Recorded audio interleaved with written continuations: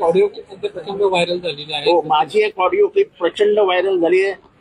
मला खूप म्हणजे आश्चर्य वाटतं की लोकांना मला अडचणीत आणण्यासाठी 6 वर्षापूर्वीची माझी ऑडिओ क्लिप वापरावी लागते.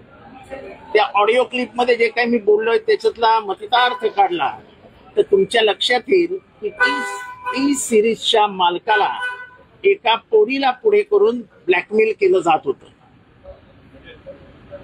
जो माणूस ब्लॅकमेल करत होता तो तेव्हा आमच्या पक्षाचा सदस्य होता. ते प्रकरण ठाणे जिल्ह्यातलं आणि नवी मुंबईतलं असल्या कारणाने पक्षातल्या एका वरिष्ठ नेत्याने मला फोन केला आणि सांगितलं, अरे त्याला असं ब्लॅकमेल करायला सांगू नको, त्याला वाटल्यास पोलीस कंप्लेंट करायला सांग. आता मी समजा त्याला दम दिला असं समजून चाललंय. मग तो पोलीस स्टेशनला गेला. मग का नाही पोलिसांनी कोणाला अटक केली?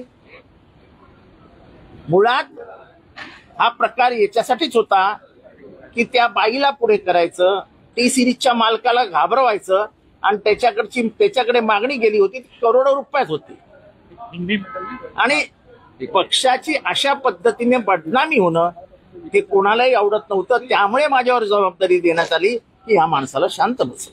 मल्लिकार्जुन खरगे यांनी मागणी केलेली आहे फडणवीसांकडे की तुमची चौकशी लावायची. SIT नाही, CIA, FBI, IB, रॉ सगळ्यांचे लोक एकत्र करा आणि 5 वर्षापूर्वीची माझी ऑडिओ क्लिपचा पूर्ण चौकशी करा. सर आज ज्या पद्धतीने